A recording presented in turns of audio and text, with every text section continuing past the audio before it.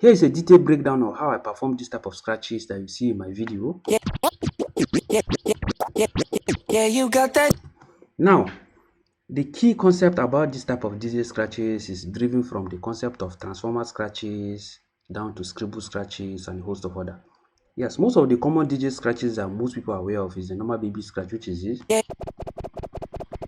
that you've seen, as well as the stub that you are aware of. But to get to this level, you must first start from the basics of scratches. You see, scratches are one of the interesting things that you use to spice up your DJ mix.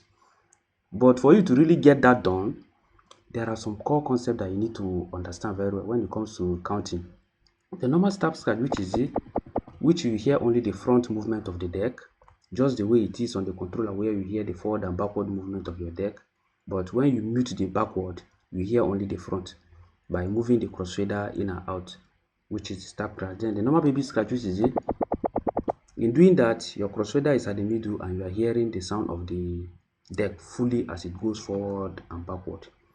So to perform this type of scribble scratches, this is one thing you need to be aware of. You need to understand the concept of timing very, very well, because without timing, you cannot really get this thing done. This is why you need to go back to your basic understanding of beat counting. I have a detailed video where I broke down beat counting already. I'm going to leave the link in the description box of this video so that you have access to that very well. So I understand that you are here, you are committed to getting this. That's why you're having access to this video. So don't worry, that video will really help. The second stage you need to understand is you need to understand that sound in its original state is noise. Yes, sound, music in its original state is noise. That means for that noise to be transformed into something audible that the ear will like to hear, there are a lot of things that goes into the process of cutting the sound, chopping it, and then building a pattern around it. That is why the most effective DJ scratches are not just moving your platter forward and backward. They are the ones that are built from introduction of your crossfader in chopping this sound effect in a way that connect with the rhythm of the beat or the song that you are listening to. I'm going into a demo session now. I'm going to be using some important sound effect. Let me turn off my keyboard for now. Now we are going to be using this particular sound on deck B. Look at it. These are sound effects. And then I'm going to be loading the beat of this particular Yummy Yummy sound by Justin Bieber. Let me load the beat on this. I'll use my open.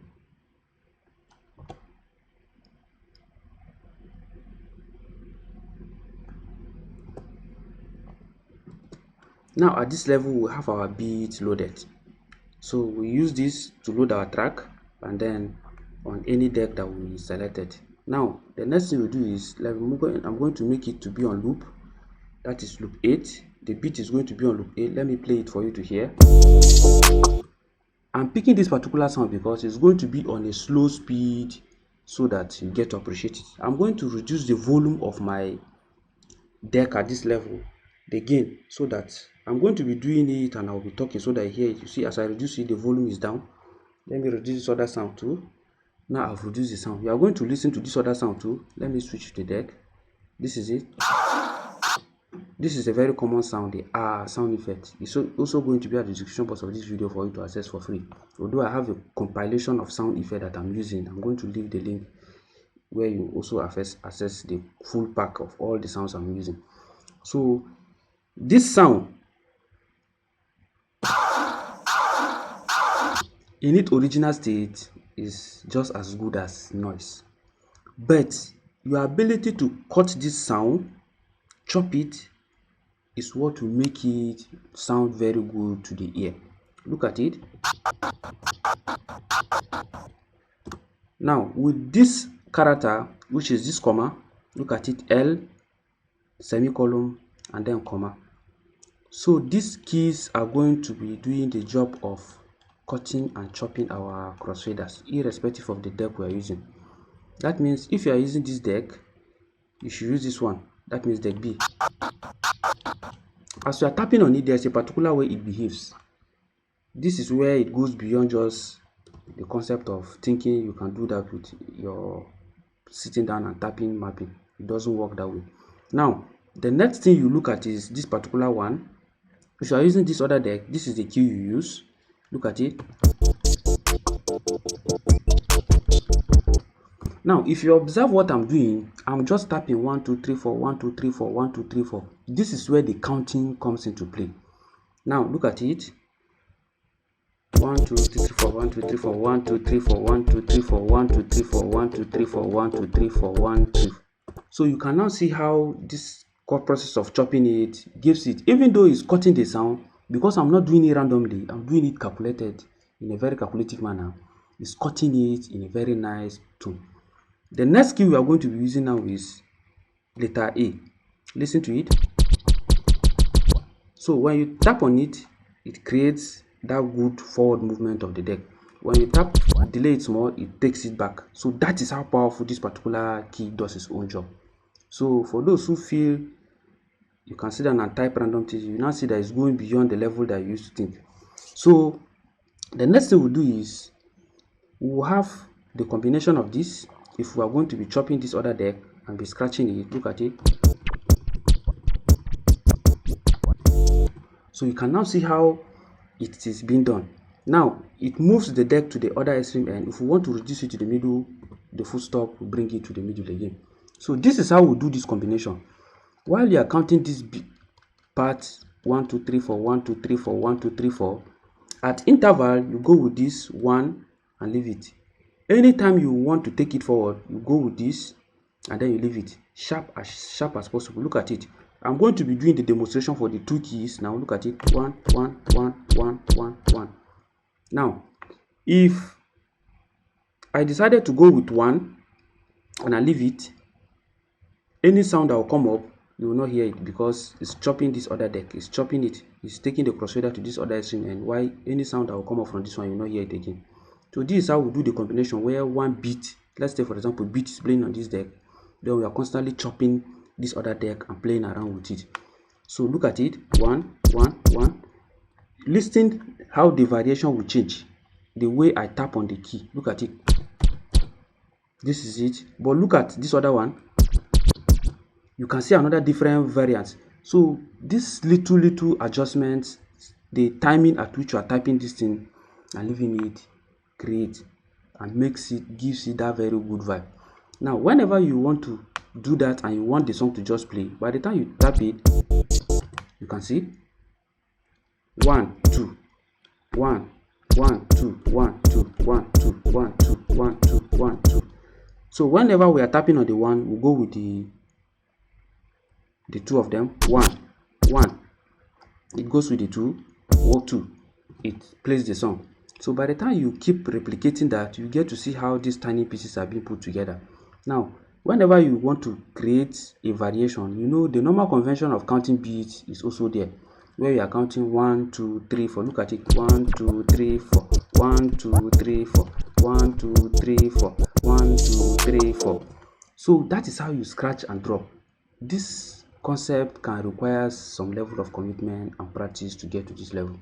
That is why I decided to put up a barrier so that there are people that really need some of these things, irrespective of whether you are a fast learner or a slow learner. Don't worry, you will definitely pick up by the time you follow it as I'm giving it now. You follow the pattern slowly. As time goes on, you get to master it and you become very good in it. You see, some of these things, when you don't commit to it, it becomes very difficult for you to do. That is why a lot of people, even when they see me do it on the keyboard, it becomes so surprising, because even on the controller, they are yet to pick exactly how to put this. So that is why I take time to break this particular video for you guys. So we are going to drop this beat now and switch it over to this other deck now. I'm going to do the same thing on this one. Look at it.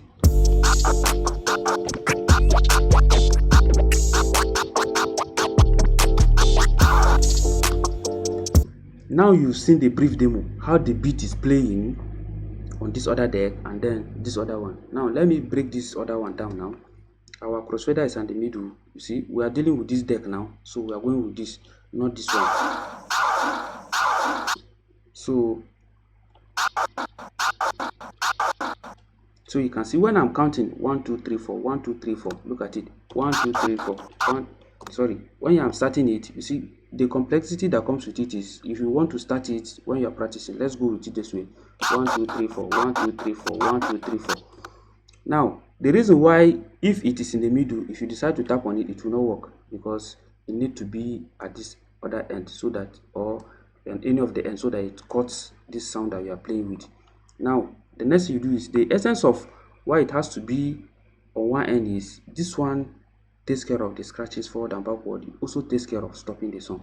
Look at it.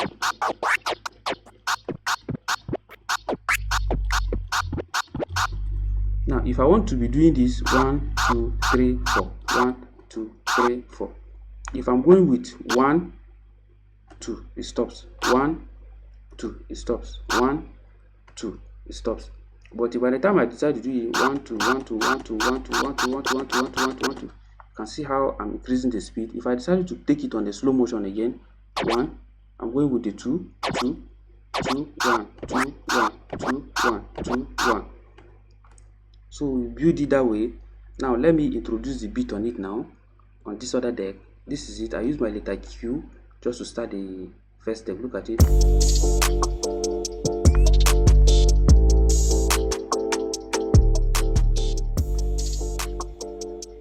Now that it's playing, let's start from the process again. 1 1 1 1 1 1 1 1 2 3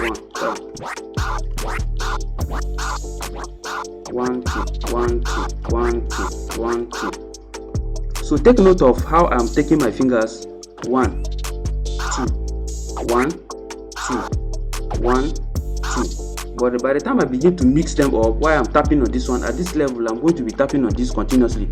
1 2 3 4 1 2 3 4 1 2 3 4 1 2 3 4 1 2 3 4 1 2 3 4 1 2 3 4 1 2 3 4 1 2 3 4 1 2 3 1 2 3.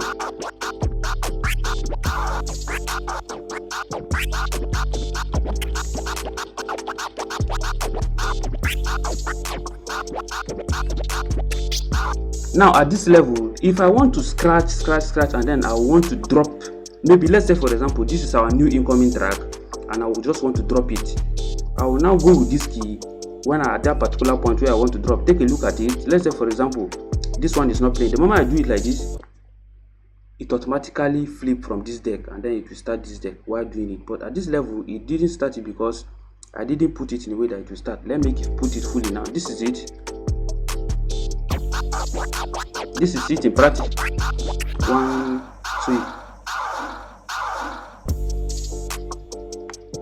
So you can see how the whole thing played out. Very interesting and very powerful in its own unique way. So just take your time, practice, and before you know, you'll be very good as you watch me do in this particular video. So don't forget to keep a date. I'm going to be giving you some more guides, breaking some of these things down the more as you go. Don't worry, even if you're a slow learner, yes, slow learners are very good like some of us, because the good thing there is by the time we are learning something, it takes time, but we will finally hold grip of it. Well, we take it to another level, just the way you see me do in my social media handle all over the internet. So see you guys in my next video once again. Thanks.